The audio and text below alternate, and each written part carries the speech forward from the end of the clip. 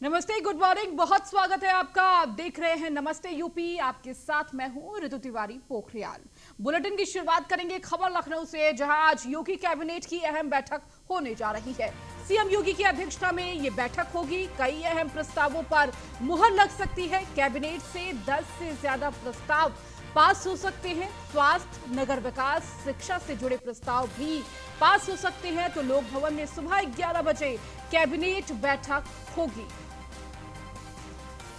तो आज मंगलवार है और देखिए, हर मंगलवार को योगी कैबिनेट की ये अहम बैठक होती है और इस बैठक में कई अहम प्रस्तावों पर मुहर लगती है, जो उत्तर प्रदेश के विकास के पहियों को आगे बढ़ाने में और इसके साथ ही जो वायदे जनता से किए गए हैं, कहीं ना कहीं उन प्रस्तावों को जोड़ने की कोशिश की जाती है, जिनमें से कई प्रस्ताव पेश किए जाते हैं और कई प्रस्तावों पर मुहर लगती है।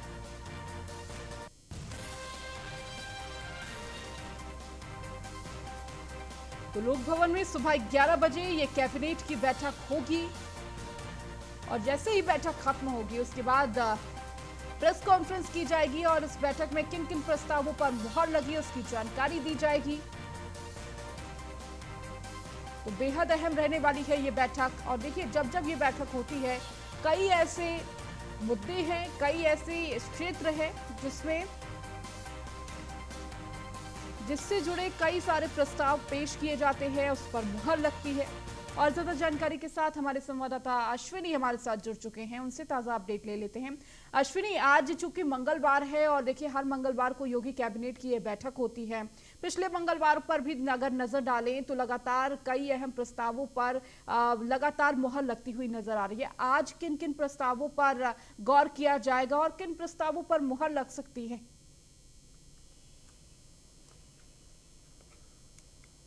बिल्कुल।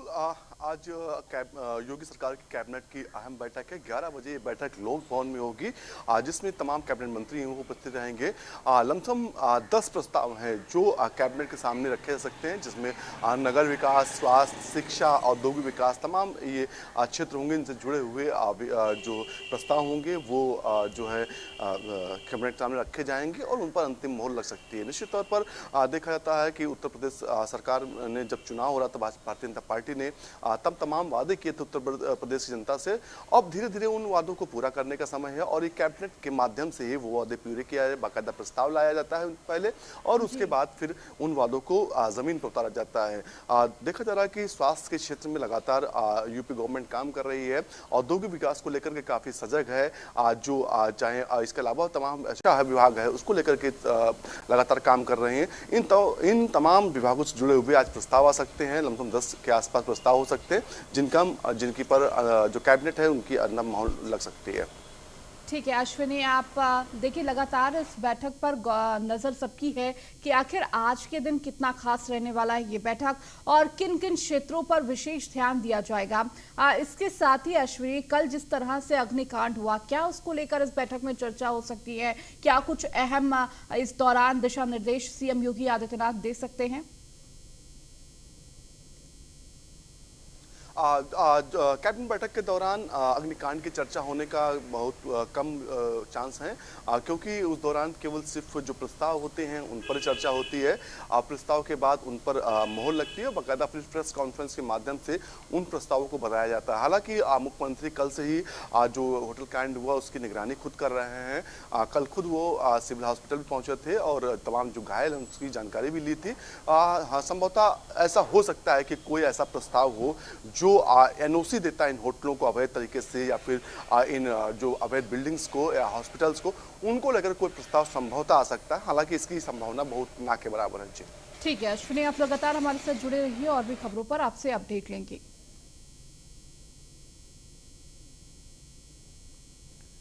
तो योगी कैबिनेट की आज अहम बैठक होने जा रही है।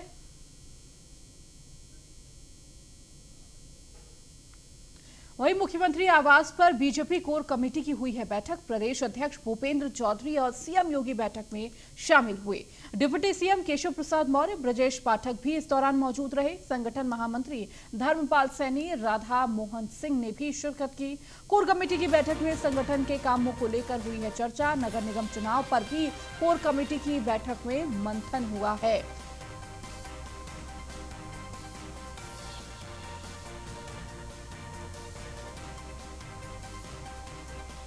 और लगातार हमारे साथ अश्विनी जुड़े हुए हैं। अश्विनी, सीएम आवास पर कोर कमेटी की बैठक हुई है और देखिए इस बैठक के दौरान 2024 चुनाव को लेकर कहीं ना कहीं मंथन किया गया। इसके साथ ही आने वाले नगर निगम चुनाव को लेकर भी मंथन हुआ, क्योंकि जिस तरह से लगातार किसी भी बीजेपी के अगर व्यक्ति से बात किया जाए या किसी मंत्री से बात किया जाए, वो लगातार यही कह रहे हैं कि हम 80 में से 80 सीट जीतेंगे। इस बार का लक्ष्य यही है और इसी लक्ष्य को पाने के लिए लगातार कोशिश यही की जा रही है कि संगठन को मजबूत किया जा सके। बिल्कुल, भारतीय जनता पार्टी के प्रदेश जो शीर्षस्थ जो नेतृत्व है उसमें बदलाव हुआ, चाहे वो संगठन महामंत्री हो, चाहे वो प्रदेश अध्यक्ष हो। तो कहीं ना कहीं अब सब समीक्षाओं बैठकों का दौर जारी। साथ ही साथ कल जो एक अहम बैठक मुख्यमंत्री आवास पे हुई, जो core committee UP core committee है उसकी बैठक हुई, जिसमें मुख्यमंत्री योगी आदित्यनाथ, उत्तर प्रदेश भाजपा के प्रदेश अध्यक्ष भूपेंद्र सिंह चौधरी, संगठन महामंत्री धर्मपाल सिंह, दोनों डिप्टी सीएम ब्रजेश पाठक और केशव प्रसाद मौर्य मौजूद रहे। कहीं ना कहीं 2024 की रणनीति क्या रहे इसको लेकर के चर्चा हुई। इसके अलावा निकाय चुनाव जो हाल ही में है उनको लेकर के चर्चा हुई, क्योंकि नवंबर दिसंबर के महीने तक निकाय चुनाव होने हैं। तो ऐसे में निकाय चुनाव में किस तरह से लड़ा जाए कि जो नगर निगम की सभी 18 सीटें हैं उन पर काबिज हुआ जाए। कहीं ना कहीं पिछली जब चुनाव हुआ था तो कुछ सीटें भारतीय जनता पार्टी हारी थी, जिसमें पश्चिमी उत्तर प्रदेश के मुरादाबाद और आसपास के सहारनपुर के आसपास की क्षेत्र सीटें थी। तो इस बार उन सीटों पर भी कब्जा करना चाहती है भारतीय जनता पार्टी। साथ ही साथ किस तरह से बूथ लेवल के जो कार्यकर्ता हैं उनको फिर एक बार तैयार किया जाए, उनको किस तरह से प्रोत्साहित किया जाए कि 2024 का जो लोकसभा चुनाव होना है उसको लेकर के तैयारी शुरू कर दे। क्योंकि बूथ लेवल का जो कार्यकर्ता है भारतीय जनता पार्टी को इतनी मजबूत कड़ी है कि किसी भी विपक्ष के लिए कहीं ना कहीं समस्या खड़ा करता है। अभी हाल ही में देखा गया था, केजरीवाल हैं जो दिल्ली के मुख्यमंत्री, उनका एक बयान भी आया था कि हमें भारतीय जनता पार्टी के नेता नहीं, हमें भारतीय जनता पार्टी के कार्यकर्ता चाहिए। निश्चित तौर पर इसमें कोई संदेह नहीं कि भारतीय जनता पार्टी के पास जो कार्यकर्ता हैं वो बेहद सजग है, बेहद मेहनती हैं और कहीं ना कहीं बेहद बेहतर तरीके से काम करते हैं। तमाम इन्हीं चीज़ों को लेकर चर्चा हुई कि बूथ अपने फिर से एक बार कैसे मजबूत किए जाए कि जिससे 2024 का चुनाव हो या फिर निकाय चुनाव हो, दोनों में फतह हासिल की जा सके। निश्चित तौर पर काफ़ी महत्वपूर्ण बैठक रही। कम से कम ये 1.5 से पौने 2 घंटे तक ये बैठक मुख्यमंत्री आवास पर चली थी। जी ठीक है अश्विनी, आप लगातार जुड़े रहिए हमारे साथ और भी खबरों पर आपसे अपडेट लेंगे। वहीं लेवाना होटल मामले में पुलिस का एक्शन तेज हो गया है। लेवाना होटल को सील कर दिया गया है और इसे जल्द गिराने के निर्देश भी दिए गए हैं। इसके साथ ही डीआईजी आकाश कुलहरी मौके पर करेंगे मुआयना। बिना नक्शे पास हुआ बनाया गया था ये होटल। होटल मालिक समेत 3 लोगों से पुलिस कर रही है पूछताछ।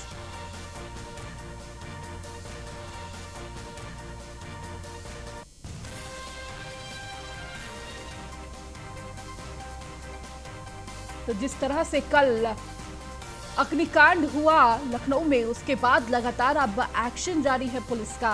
होटल मालिक समेत 3 लोग से पुलिस कर रही है पूछताछ। तो लेवाना होटल मामले में पुलिस का एक्शन लगातार जारी है। तो मामले में अब तक क्या एक्शन हुआ है वो आपको बता देते हैं। होटल को तत्काल सील करने के आदेश जारी हुए हैं। होटल को गिराने का आदेश भी जारी हुआ है। होटल मालिक समेत 3 आरोपियों से पूछताछ की गई।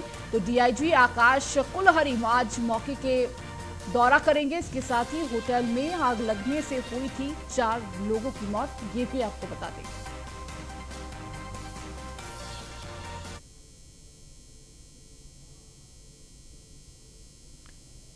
तो कल जिस तरह से लखनऊ में ये अग्निकांड देखने को मिला, हर किसी का दिल दहल गया। जिस तरह से ये तस्वीरें आ रही थी, लगातार कड़ी मशक्कत के बाद दमकल कर्मियों ने इस आग पर काबू पाया, लेकिन इस दौरान 4 लोगों की मौत हो गई और कई लोग जख्मी हुए, घायल हुए। इस दौरान कहीं ना कहीं उन्हें धुएं के गुबार की वजह से सांस लेने में दिक्कत आई।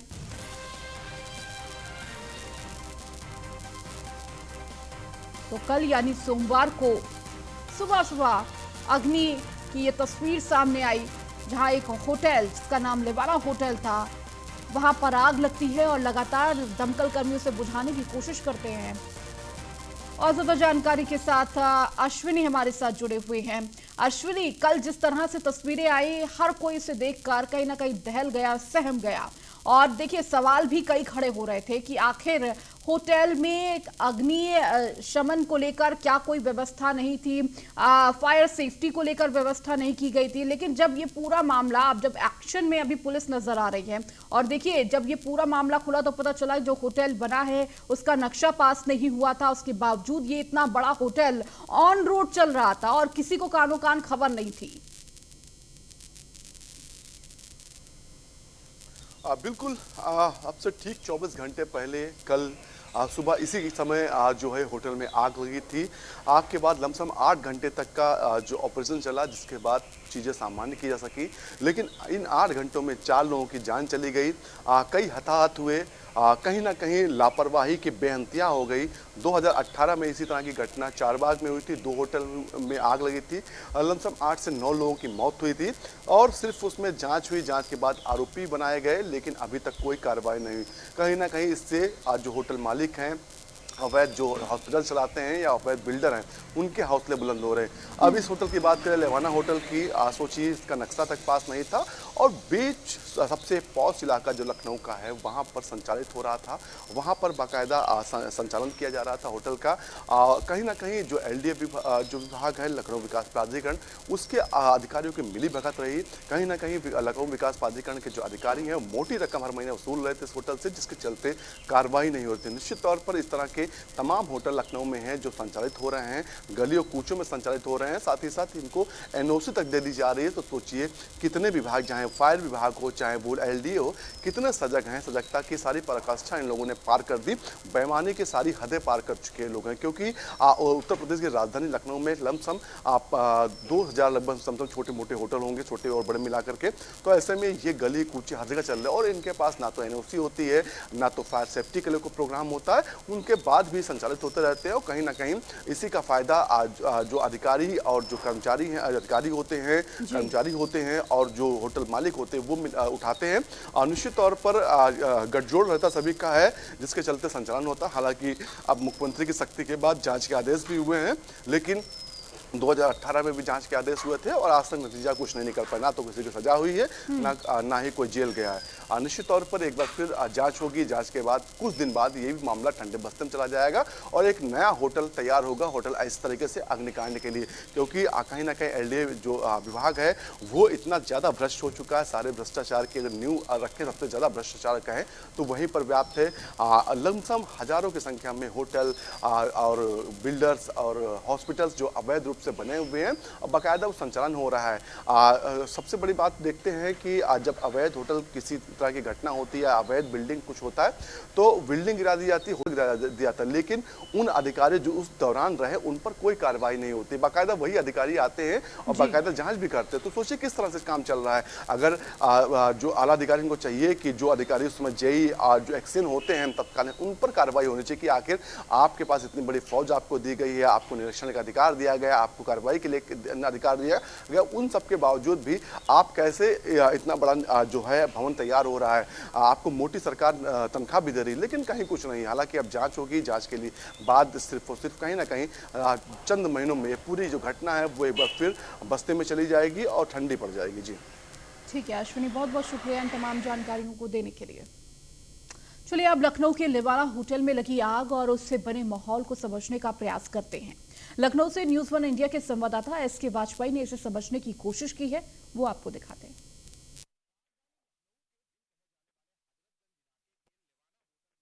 कांड के बाद करीब 4 से 5 लोगों की मौत हो गई है। दर्जन भर लोग अस्पताल में भर्ती हैं, उनका इलाज चल रहा है और जो चीजें अभी प्राथमिक तौर पर निकलकर सामने आई हैं, वजह साफ थी कि जो उनका फायर अलार्म था वो अलार्म नहीं बजा। हमने उन लोगों से भी बात करने की कोशिश की जो लोग कमरों में ठहरे हुए थे और सुबह जब उन्होंने दरवाजा खोला तो बहुत सारा धुआं और इस तरीके का सफोकेशन था कि वो भाग नहीं पाए। और जो एग्जिट थे, जो इमरजेंसी तौर पर एग्जिट होते हैं, वो भी उस तरीके के नहीं थे। उन्हीं की ये दूसरी ब्रांच है जो कि हजरतगंज के मेन इलाके में है। ये हजरतगंज इलाका है, आप देख सकते हैं, हम उनके उसमें पहुंचे हैं और यहां पर ये इनका एक बता रहे हैं कि ये इनका एग्जिट द्वार है और एग्जिट द्वार इसी तरीके का एग्जिट द्वार उस वाले लेवाना होटल पर भी बना हुआ था, क्योंकि उन्हीं की ये शाखा है और उस शाखा से आप ये देख सकते हैं, ये एग्जिट द्वार इनके द्वारा बताया जा रहा है कि ये एग्जिट द्वार हमने बना रखा है कि इमरजेंसी कंडीशंस में इसका प्रयोग किया जा सकता है। हालांकि अगर हम बात करें लेवाना की, तो ये दोनों शाखाएं एक ही व्यक्ति की हैं और वो लेवाना जो है ब्रांच दूसरी ब्रांच है हजरतगंज की और ये मेन ब्रांच है, जो कि हजरतगंज इलाके के मुख्य जगह पर यह बना हुआ है। हालांकि लगातार सवाल उठ रहे हैं न केवल लेवाना पर बल्कि उन बहुत सारे होटल्स पर, ओयो रूम्स पर जो इस तरीके की व्यवस्थाएं अपने यहां रखते हैं। सवाल यही है कि आखिर ऐसे लोगों पर कार्रवाई कब होगी। हम बाहर से भी इसको दिखाने की कोशिश करते हैं, कुछ उसी तरीके का यहां पर भी नजारा है, जिस तरीके का नजारा हमको उस लेवाना ब्रांच में दिखाई दिया जहां पर आज सुबह अग्निकांड हुआ है। हम अपने कैमरा पर्सन से कहेंगे कि वो उन तस्वीरों को भी दिखाएं कि जो बाहर की तस्वीरें हैं, कुछ इसी तरीके का वहां पर भी था। हालांकि अगर हम स्पेस की बात करें तो स्पेस वहां पर थोड़ा इससे ज्यादा था, यहां पर थोड़ा सा स्पेस उससे कम दिखाई दे रहा है। हालांकि ये कह रहे हैं कि बाकी चीजें इनकी ठीक चल रही हैं, जहां तक उसकी बात है, जो कि फायर सिस्टम है, फायर सिस्टम इनके यहां लगा हुआ है, फायर सिस्टम उनके यहां भी लगा हुआ था। लेकिन सवाल यही है कि जो फायर सिस्टम वहां पर लगा था वो फायर सिस्टम बचा नहीं, जिसकी वजह से वो फायर सिस्टम काम नहीं कर रहा था और 4 लोगों को अपनी जान गंवानी पड़ी। बाकी लोगों की तलाश में लगातार सर्च ऑपरेशन जारी है। हालांकि पूरे मामले को लेकर मुख्यमंत्री ने संज्ञान लिया है, जांच के आदेश दिए हैं। Lucknow police commissioner, Lucknow commissioner संयुक्त रूप से इस मामले की जांच करेंगे और देखेंगे क्या इस तरीके की वास्तव में कोई चीजें थी या फायर अलार्म नहीं बजा, उसके पीछे वजह क्या थी। दोषी अफसर भी हैं और ये होटल प्रशासन भी है कि आखिर वो इंतजामात, वो चीजें क्यों नहीं की गई कि लोग अपनी जान बचा सकते। जब मौके पर फायर विभाग, एसडीआरएफ, पुलिस की टीमें पहुंची तो जो इमरजेंसी एग्जिट थे उससे लोग निकल नहीं पा रहे थे और दरवाजों को तोड़कर लोगों को निकाला गया। हालांकि कैजुअलिटीज कोशिश की गई कि कम से कम हो, लेकिन बावजूद उसके अभी तक, मैं कह रहा हूं कि अभी तक 4 लोगों की जान जा चुकी है। अब देखना यह है कि इस तरीके के इंतजामात रखने वाले होटल्स पर कार्रवाई कब होती है। कैमरामैन सैफ के साथ मैं SK Vajpayee, news 1 India, Lucknow. वहीं मिशन 2024 की तैयारी में बीजेपी जुट चुकी है। बीजेपी मुख्यालय में दोपहर 4:30 बजे ये बैठक होगी। पार्टी की आगामी योजनाओं पर होगा विचार विमर्श। अमित शाह, जेपी नड्डा और बीएल संतोष होंगे शामिल। मोदी सरकार के क्लस्टर इंचार्ज मंत्री रहेंगे उपस्थित। इसके साथ ही 144 लोकसभा क्षेत्रों को क्लस्टर में बांटा गया है। 14 से 15 प्रमुख मंत्री क्लस्टर मंत्रियों में शामिल है। 144 लोकसभा सीटों के फीडबैक का सौंपा था जिम्मा। तो वही शाह, नड्डा और संतोष देखेंगे क्लस्टर मंत्रियों की रिपोर्ट।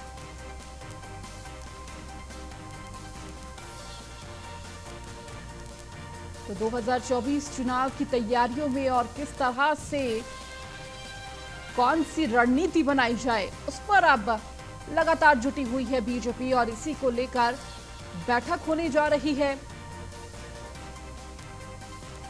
तो शाम 4:30 बजे ये बैठक होगी, जिसमें गृह मंत्री अमित शाह, जेपी नड्डा शामिल होंगे। तो मिशन 2024 की तैयारियों में भाजपा जुटी हुई है। बीजेपी मुख्यालय में दोपहर करीब 4:30 बजे बैठक आयोजित की गई है। तो पार्टी की आगामी योजनाओं पर विचार विमर्श किया जाएगा। रणनीति क्या बनाई जाए, उस पर विचार विमर्श होगा। तो इस दौरान अमित शाह, जेपी नड्डा और बीएल संतोष इस बैठक में शामिल होंगे। मोदी सरकार के क्लस्टर इंचार्ज मंत्री भी रहेंगे उपस्थित।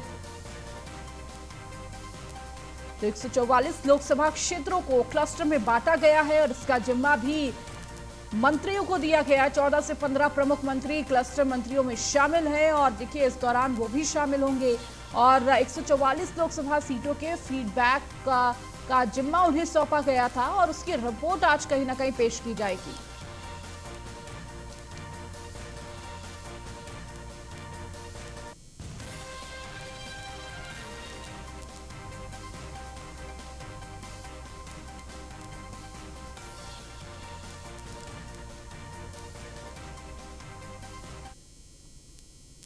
वहीं सुभाषपा के कई नेताओं के पार्टी छोड़ने पर सुभाषपा के महासचिव अरुण राजभर ने कहा कि हम लोग बातचीत करके उनकी नाराजगी दूर करेंगे। उनसे खास बातचीत की है हमारे संवाददाता स्कंदिता मिश्रा ने।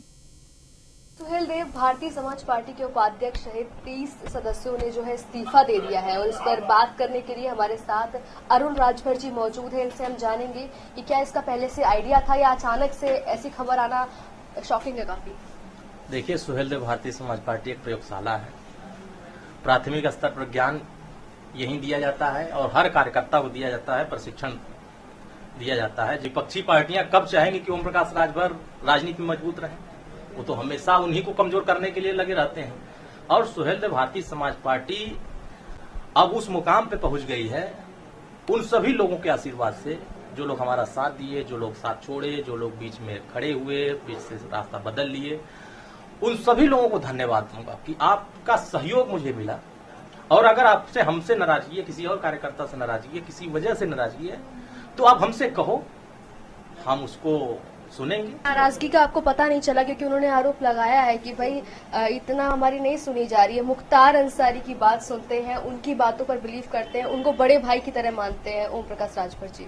आप मुख्तार अंसारी से बात कर सकते हैं, वो तो जेल में है, न वहाँ कोई मिल सकता है, न कोई बात कर सकता है, न कोई जा सकता है, तो फिर हम उनके संपर्क में कैसे हैं। हाँ, ये जरूर है जो लोग कह रहे हैं, मुख्तार के खिलाफ उनके सामने लड़ाया था चुनाव, 90,000 लोगों ने मतदान किया था, उनका चेहरा देखकर नहीं किया था। माननीय ओम प्रकाश राजभर और सुहेल देव भारतीय समाज पार्टी समझ करके वोट दिया था। जो एक व्यक्ति उसमें दिख रहा है, मुझे ऐसा लग रहा है अभी 20 दिन यहीं रहकर खाया, यहीं दवाई कराया, पैसा मैं दिया, इलाज मैं कराया, सारी व्यवस्था दिया, और जब पूरा स्वस्थ होकर गया तो मुझे गाली दे रहा। तो हम क्या कर सकते हैं। हो सकता है यहाँ से जाने के बाद कुछ ज्यादा लोग मिल गए होंगे। कह रहे हैं पार्टी को खड़ा करने में हमारा बहुत सहयोग था, नींव रखी थी और सब साथ दिया था, और अचानक से नाराजगियां तो कई पहले से थी कि आपको आइडिया नहीं लगा इस चीज का। देखिए, जब व्यक्ति की लालच बढ़ जाता है या व्यक्ति अपने नीतियों और सिद्धांतों से भटक जाता है, तो दूसरे के बातों पर जब वो काम करने लगता है, दूसरे के इशारे पर काम करने लगता है, तो इस तरह का आरोप लगाता है। घर में, परिवार में झगड़ा होता है, नाराजगी होती है, नाराजगी दूर किया जाता है घर में बैठ करके, प्रेस कॉन्फ्रेंस करके, और आरोप लगा करके दूर नहीं किया जा सकता। ठीक है, हम प्रयास करेंगे, बनाएंगे, कोशिश करेंगे, नहीं मानेंगे तो ये प्रयोगशाला में तो लोग आएंगे ही। अच्छा, 2024 को लेकर क्या लग रहा है, किस पार्टी के साथ गठबंधन कर सकती है सब पार्टी? उत्तर प्रदेश की 25 करोड़ जनता है। हर व्यक्ति जनता के बीच में वोट मांगने जाता है कि हमें वोट दे दीजिए, हम सांसद बनना चाहते, विधायक बनना चाहते, तो हम भी उसी कतार में खड़े हैं। हम भी जाएंगे जनता के बीच में, और 26 सितंबर से सावधान यात्रा निकाल रहे हैं। उस यात्रा के माध्यम से जनता के बीच में जाके कहेंगे कि जो लोग आज वादा कर रहे हैं जातिवाद जनगणना कराएंगे, वो 4 बार सरकार में थे, क्यों नहीं कराए। 2024 में हम जिधर जाएंगे, राजनीति की दिशा उधर जाएगी। चलिए, ये थे हमारे साथ अरुण राजभर जी। कैमरा पर्सन सोनी के साथ मैं स्कंदिता मिश्रा, न्यूज़ 1 इंडिया, लखनऊ। एटम में फरार चल रहे सपा पूर्व विधायक के भाई रामनाथ यादव और उनके बेटे प्रमोद यादव पर जनपद न्यायालय ने शिकंजा कसा है। जनपद न्यायालय द्वारा जारी की गई 32 सीआरपीसी के तहत कुर्की की कार्रवाई की गई। एसओ जसरतपुर श्रवण कुमार निगम और पुलिस ने पूर्व विधायक रामेश्वर सिंह यादव के छोटे भाई रामनाथ यादव और प्रमोद यादव के घर अमृतपुर रघुपुर गांव में कुर्की का नोटिस चस्पा किया है। आपको बता दें, अलीगंज विधानसभा से सपा के पूर्व विधायक रामेश्वर सिंह यादव गैंगस्टर एक्ट मामले में एटा जिला जेल में थे और उनके भाई जोगिंदर सिंह, रामनाथ सिंह यादव और प्रमोद यादव अपनी फरार चल रहे।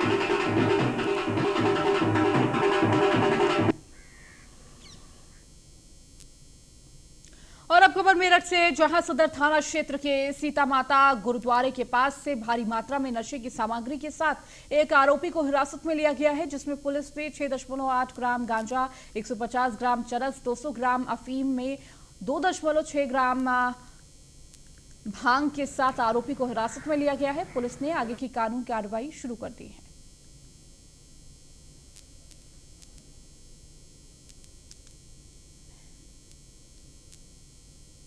और पत्नी का नाम रूबी है। ये जो बबलू है वो मूलतः बागपत का रहने वाला है।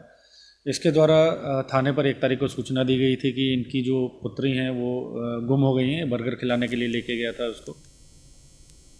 चित्रकूट में जिला अधिकारी का भूमाफियाओं पर लगातार एक्शन जारी है, जिससे भूमाफियाओं में हड़कंप मचा है। जहां सरकारी जमीन पर अवैध कब्जे की शिकायत पर जिला अधिकारी खुद मौके पर पहुंचकर जांच पड़ताल की है और लेखपाल को तत्काल निलंबित करने के आदेश दिए हैं।